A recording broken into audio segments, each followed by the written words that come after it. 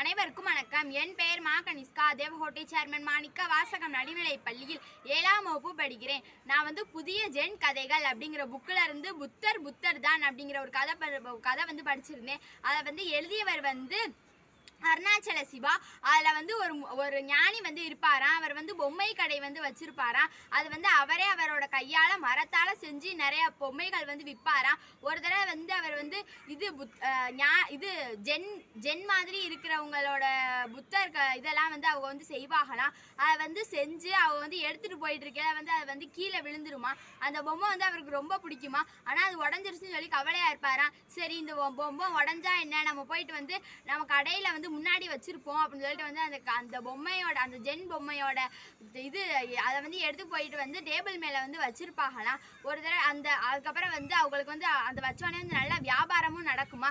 ஒரு தடவை ஒரு குட்டி பொண்ணு அவங்க அம்மாவோட அந்த கடைக்கு வருமா. இந்த பொம்மை ரொம்ப பிடிச்சிருக்குமா அந்த பொண்ணுக்கு. அவங்க அம்மாட்ட அடம் பிடிச்சி இந்த பொம்மையை வாங்குமா.